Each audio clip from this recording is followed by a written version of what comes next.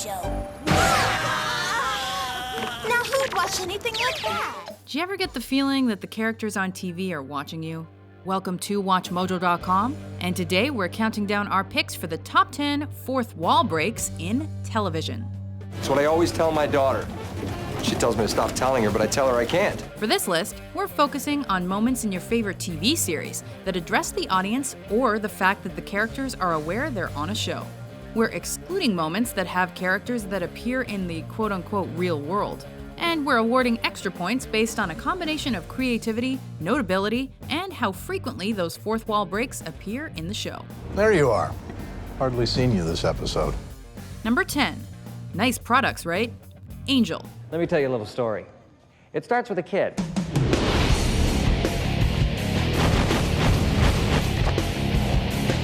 No, actually, it really starts here. Let's start off with the quirky writing of Joss Whedon. In a comedic episode of the Buffy spin-off called Spin the Bottle, a spell gone wrong makes everyone think they're 17 years old. Have you got any weed? To throw viewers off even further, Lauren offers up his commentary on the proceedings throughout the episode. I know I'm still unconscious during this part of the story, but can you believe these mooks? But our favorite moment is towards the end of the second act, after 17-year-old Angel learns he's the vampire. We cut to the usual commercial break, and then we come back to Lauren mentioning this. Well, those were some exciting products. Am I right? Let's all think about buying some of those. Number 9. Denny Crane, Boston Legal. Oh, please. If there were new guys, they'd have shown up in the season premiere. Good old William Shatner finally hung up his Starfleet uniform and stopped fighting Klingons. Did you say Klingons? Yeah, we did. Cue the music. Taking on the role of the larger-than-life attorney who likes the sound of his own name, Denny Crane. Denny Crane. Denny Crane. Denny Crane. Shatner is constantly using the fourth wall throughout the series to communicate with the audience and to remind us how noteworthy his performance is. I can act, you know. I won an Emmy. Number 8. Product placement, 30 Rock. How am I calling myself? This isn't even my phone. Known for their subversive humor and tongue-in-cheek delivery, Tina Fey and the rest of the 30 Rock gang are not afraid to stray into the territory of product placement. These Verizon wireless phones are just so popular, I accidentally grabbed one belonging to an acquaintance.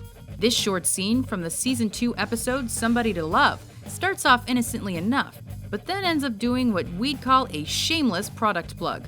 But of course, that's part of the gag. I mean, if I saw a phone like that on TV, I would be like, where is my nearest retailer so I can get one? Can we have our money now? Number 7. Naked Doctor Who, BBC Children in Need. Especially the bow tie, and a fez sometimes, which in fairness is several words, but that's because I'm excited, yes! The BBC has the annual custom of featuring the iconic Time Lord in their charity special, Children in Need. Keeping with tradition, Matt Smith steps out of the TARDIS in character as the 11th Doctor to make a very generous donation. I am giving the clothes off my back! What gets him this slot on our list, though, is how he manages to tempt Doctor Who fangirls everywhere who wanted to see him without his bow tie. Please don't touch the red button on your remote or they might just disappear. Stop it! Okay, guys, I'm going to need a diversion. Number 6. Zach Morris, Saved by the Bell. It's the first day of school, and I can't wait to get there. Why? The leading character of this 90s sitcom is no stranger to bringing down the fourth wall. Do you mind? Mingle among yourselves. Starting with the pilot episode and continuing on, Zach sets up the story for the viewer. Every 16-year-old guy dreams about two things. That's one. And the car I don't have is the other, but I'm working on it. However, this blonde troublemaker has one very special ability that earns him this spot. Time out. Whoa. Wait a minute, would I talk to his father? Yep, Zach uses this gimmick multiple times during the series to address the audience or to get out of tight situations. Time in. Number 5. That's all, folks. Looney Tunes. That's all, folks. This one's a classic and an iconic staple of Porky Pig that appears at the end of most Looney Tunes episodes. Porky's catchphrase has gotten so popular that in more recent years, the viewer sometimes gets an unexpected surprise from one of his friends. And that's all, folks. But probably one of our favorites is after the short Invasion of the Bunny Snatchers. Wait, hold it! You didn't think I'd let it end that way, did you? I just gotta find out what's behind all this. Where we see a fake out at first, after which Bug steps in to set things right. Oh, oops, and that's all, folks. Number 4. Rebecca reads the fourth wall entries, WatchMojo. In WatchMojo's top 10 fourth wall breaks in TV, Rebecca suddenly finds herself in the video. The script points out that there's a camera just to her right. What? Where is this going? Number 4. Dilemma of the Middle Child, Malcolm in the Middle. Dad got his free tickets to the Waterside Park from work. It takes 2 days to prep him, but it's worth it. This show is one of the few that tackles the harsh reality of a middle-born kid who ends up being the child prodigy in a broken family, besides that one. One of the main gimmicks on Malcolm in the Middle is having the title character constantly address the audience to express his dilemma, or simply to tell us what's going on. I don't know how yet, but there's definitely a way I can justify this. Malcolm? Dang, I thought I'd at least get a few minutes in before he busted me. These breaks happen so frequently in the show, they're pretty much one of the series' main features.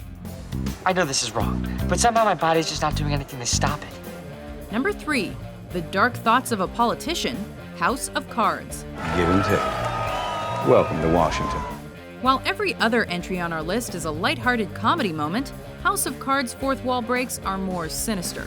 It's in these moments when Frank Underwood speaks directly to us in his deep southern monotone that we are fully introduced to the show's politics of power. Sandcorp helps me purchase loyalty, and in return, they expect mine. It's degrading, I know, but when the tit's that big, everybody gets in line. This menacing Kevin Spacey performance hits the twisted nail on the head right from the start by showing you he simply doesn't care about anything else. I have no patience for useless things. Moments like this require someone who will act, who will do the unpleasant thing, the necessary thing. Number 2. Where's Our Ceiling? The Fresh Prince of Bel-Air. This iconic 90s sitcom is filled with memorable fourth wall breaks, most of which happen from the 4th season onward. What's up? What does this contract say? Fresh Prince of Bel-Air. That's right, not Philadelphia, Bel-Air. Well, yeah, man, but you know, my mom. Get the fan. While that one stretches our criteria a bit, there are other memorable scenes in The Fresh Prince that take a sledgehammer to the fourth wall. We so rich. Why we can't afford no ceiling? Sorry, did we say sledgehammer?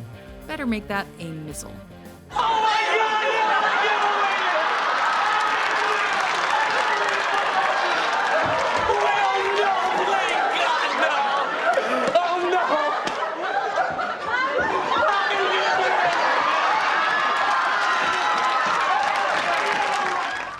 Before we break out the top pick, here are a few honorable mentions. After work. After work really is the goal of all consulting. Get them on the tip. I'm the head of a research and development department for one of the largest companies in America, Viridian Dynamics.